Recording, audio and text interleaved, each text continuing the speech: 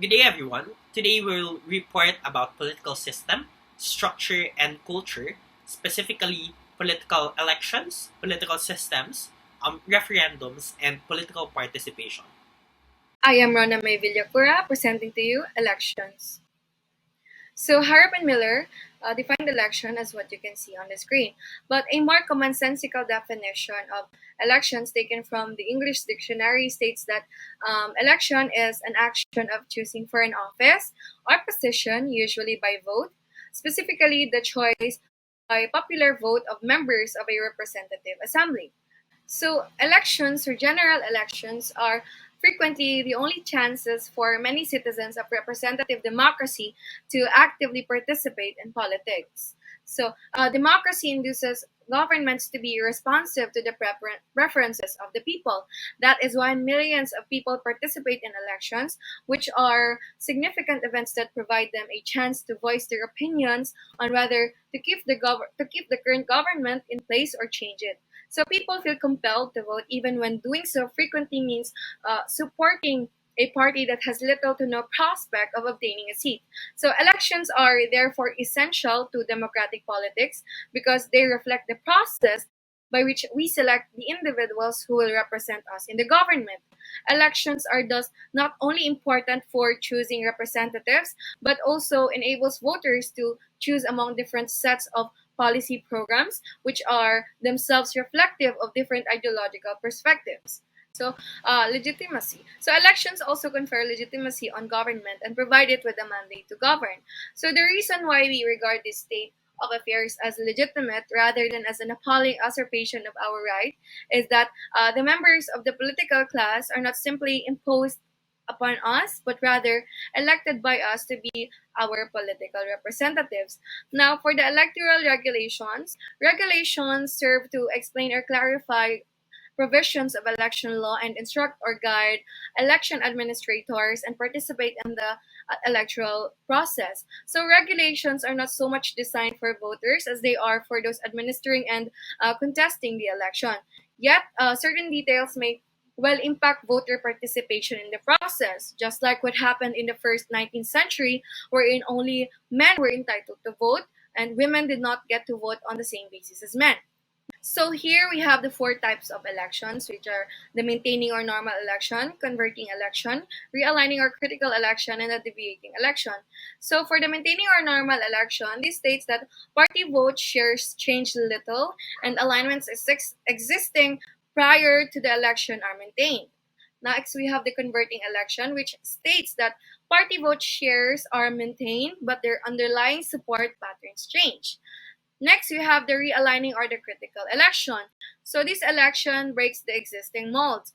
An election is realigning or critical election if there is a lasting change in party coalitions. So meaning that realigning elections typically separates the party systems. And then the last one, we have the deviating election, which is a short-term situation exemplified by a sharp drop in support for a party that is spread evenly across the electorate.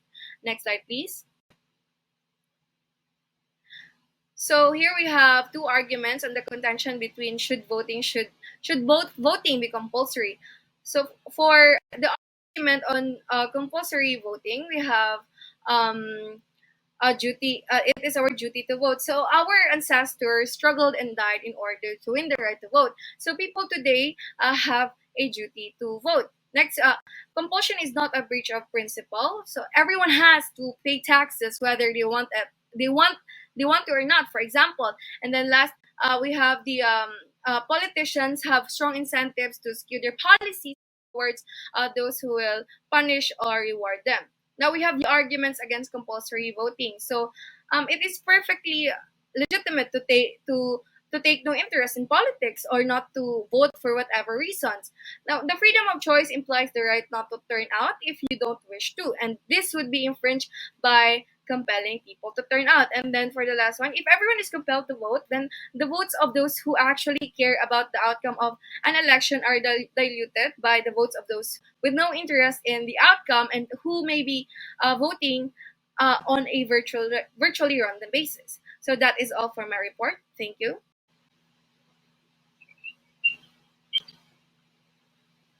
Good day, everyone. I am Derna Claire Piingito, and I will be discussing electoral systems. Next slide, please. So, electoral systems are basically a method and set of rules of counting votes to determine an outcome of a certain election. So, basically, electoral systems are serves as a mechanisms by which the preferences of citizens are translated into seats. So, next slide, please.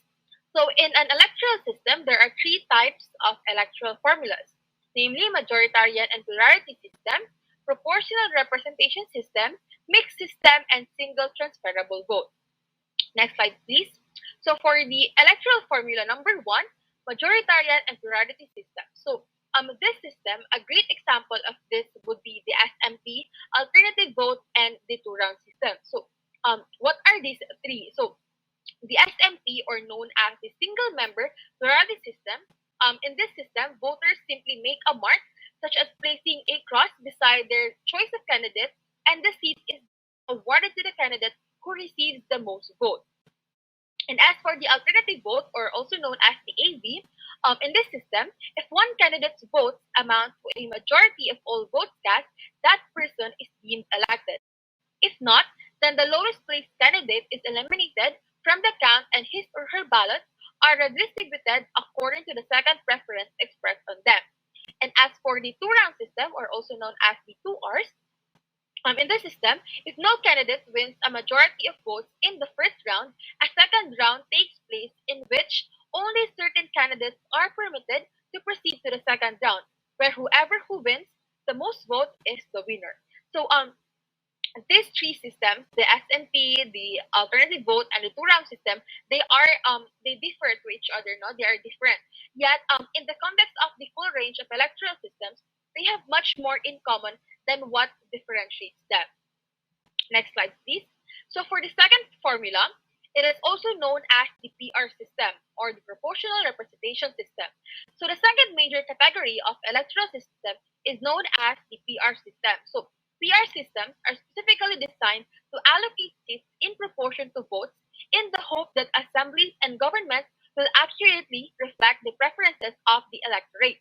So that means that in this system, each party will receive the proportion of votes which it receives in seats, allowing for rounding and parties receiving too few votes to win a single seat. Therefore, that means that in this system, no vote is wasted because they all of the votes, they all contributed to increasing a party share of seats.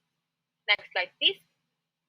So in the PR system, there are two main methods of awarding seats proportionally within each constituency. The highest average, or the Hunt version, and the largest remainder. So for the highest average, in this method, each party's vote is divided by the first number in the series, and the first seat is awarded to the party with the highest average.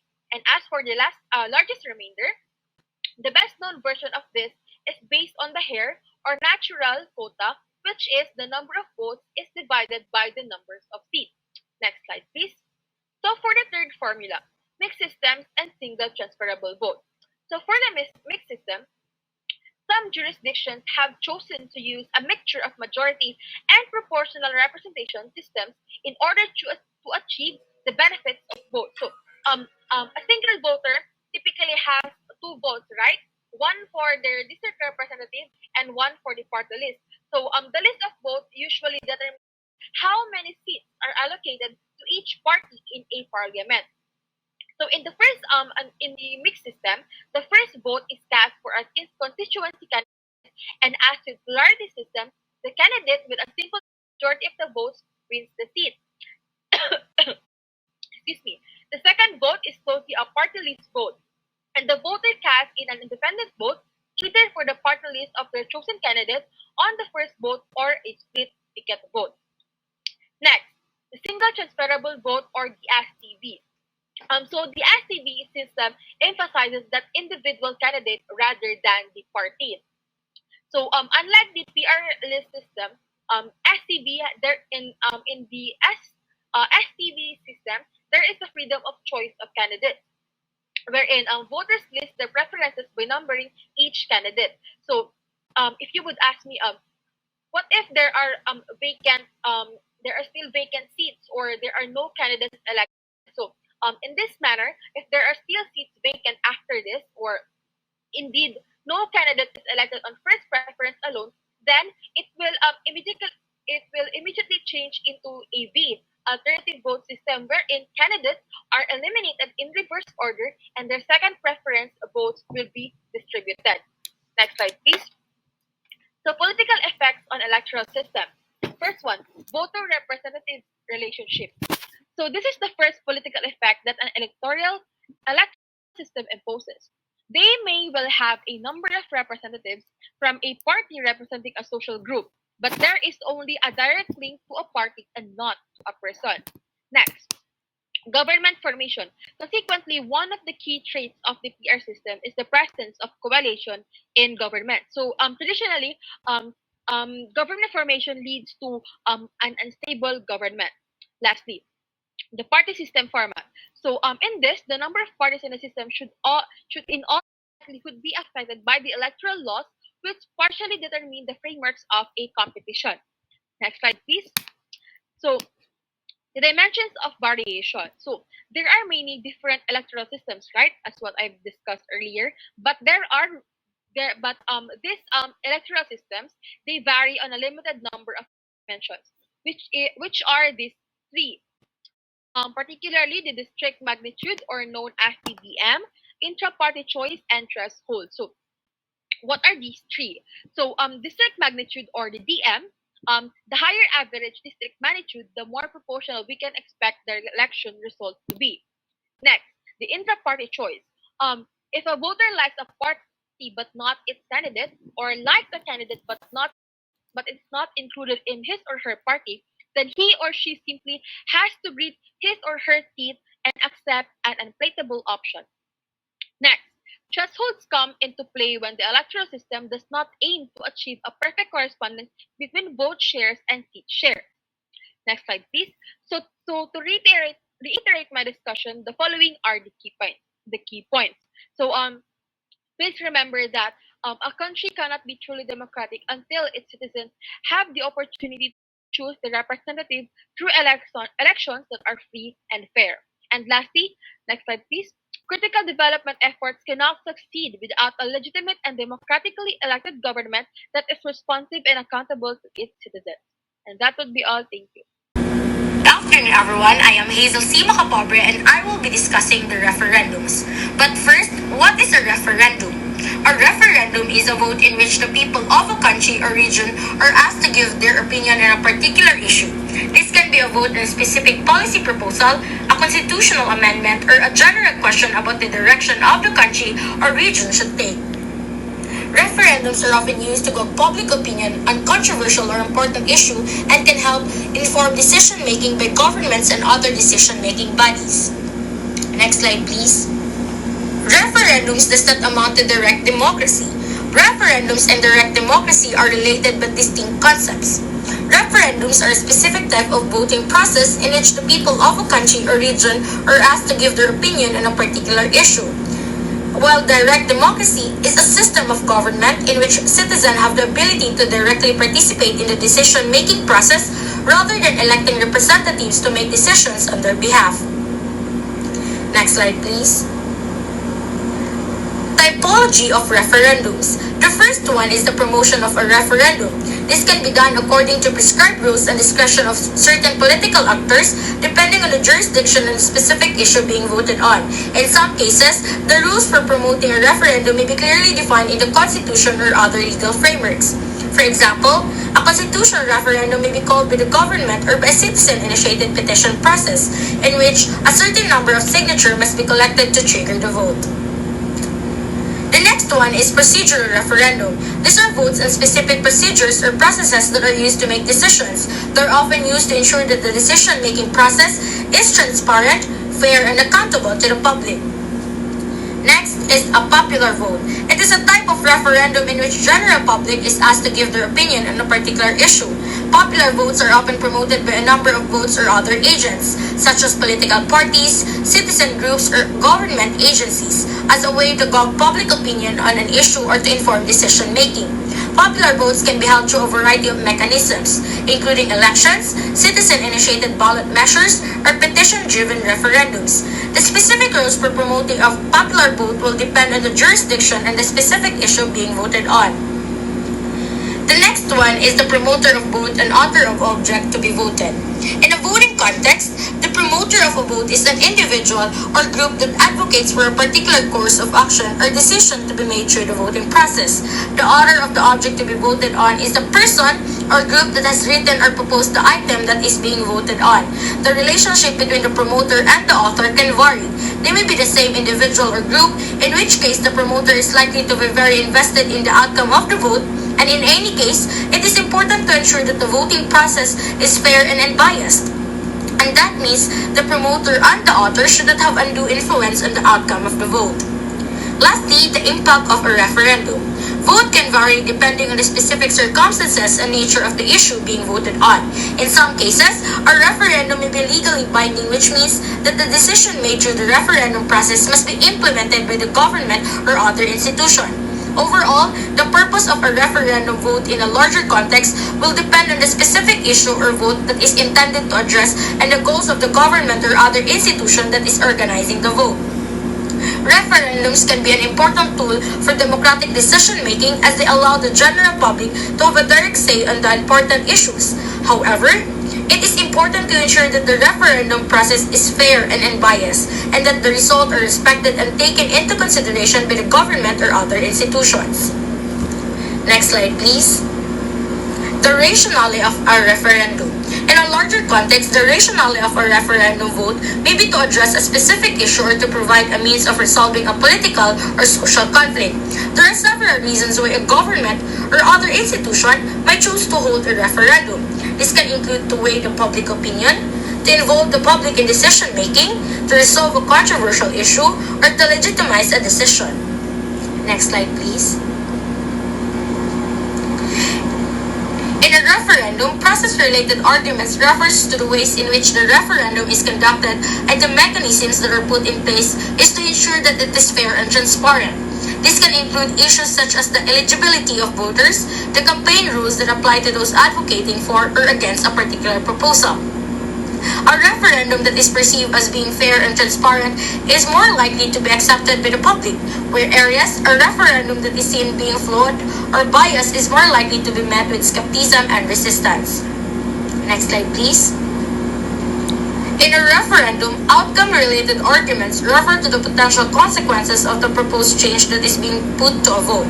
This can include arguments about economic, social, or political impact of the proposal, as well as arguments about how it might affect the lives of individual citizens or the broader society.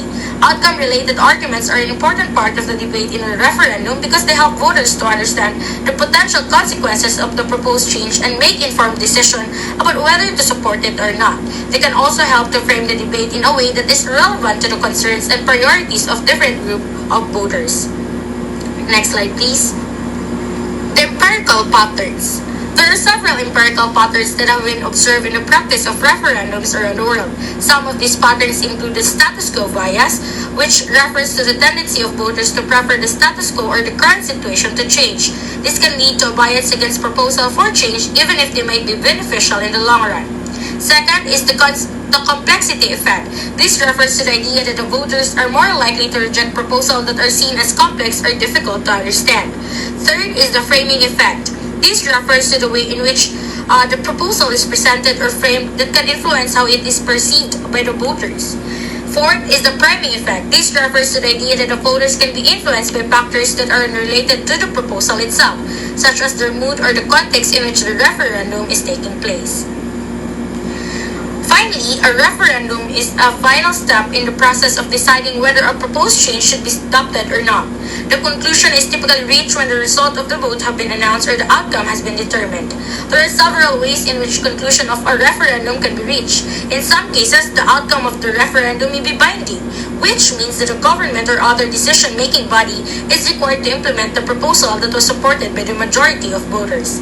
In other cases, the outcome may be advisory, which means that the government or other decision-making body is not required to follow the results of the referendum, but may take them into consideration when making a decision.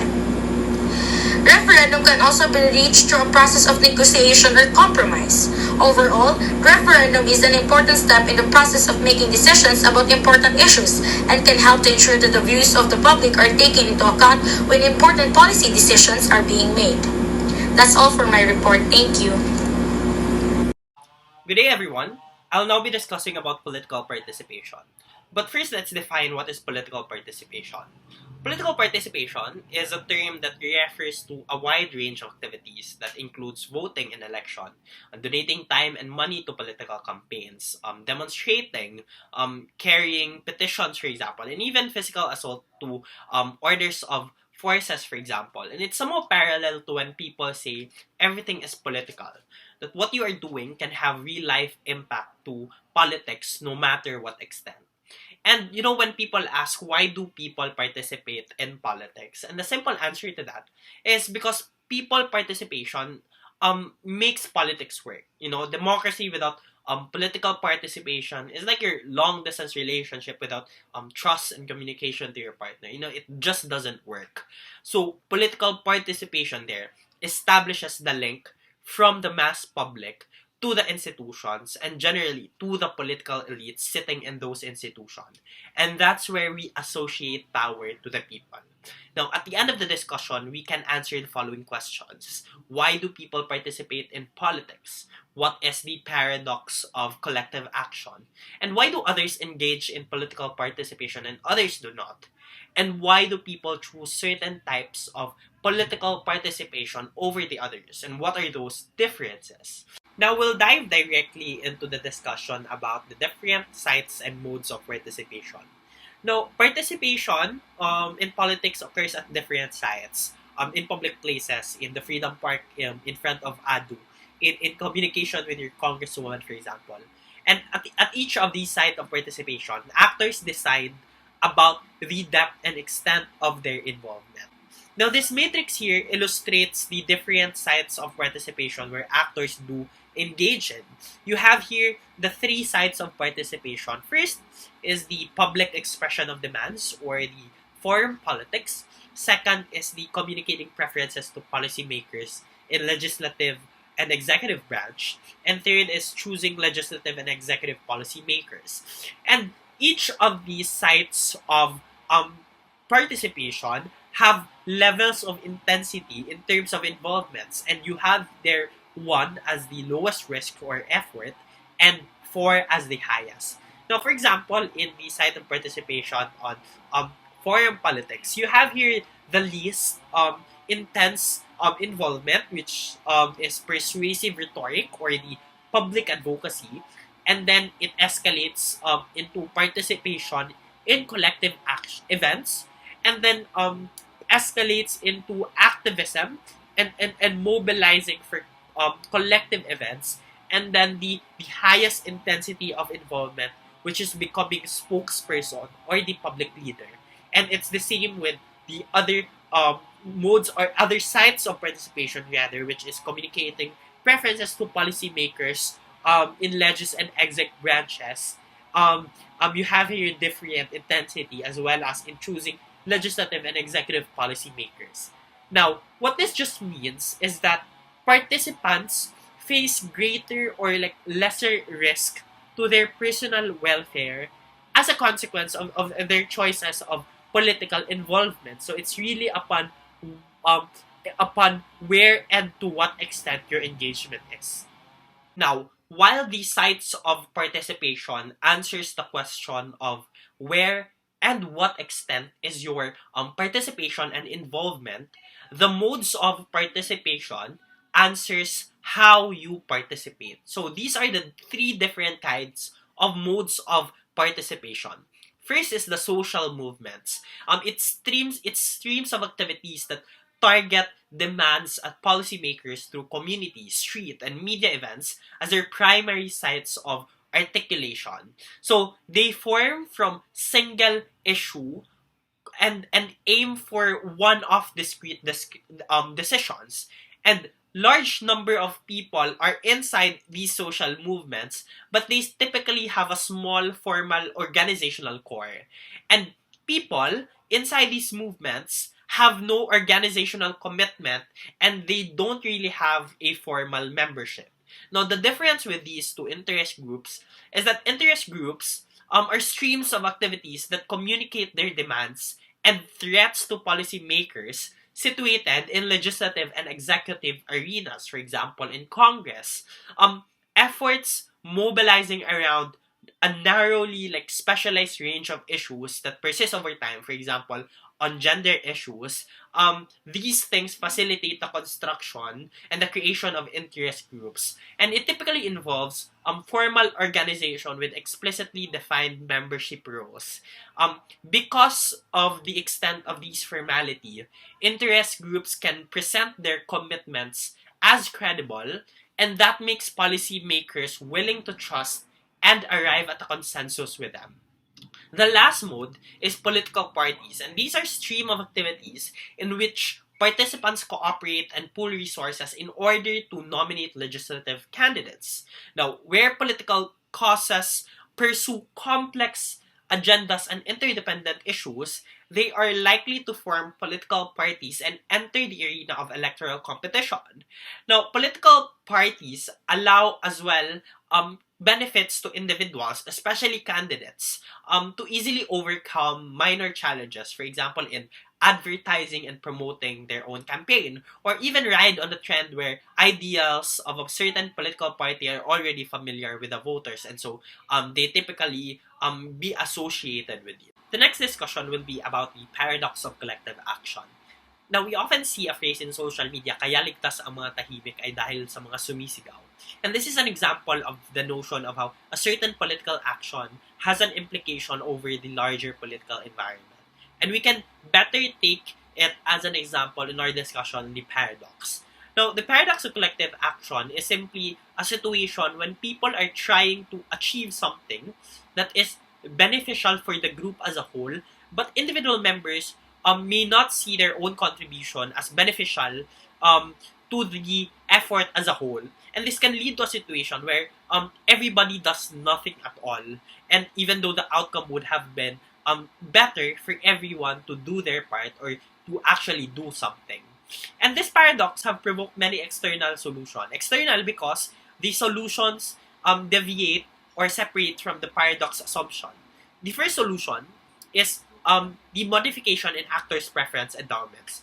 Because there are some actors who desire for collective good so much that they don't care about the cost. Or in other words, the solution is that the collective action should have a core of highly dedicated and extremely moral individuals, like willing to be at the forefront of the movement itself no matter what cost.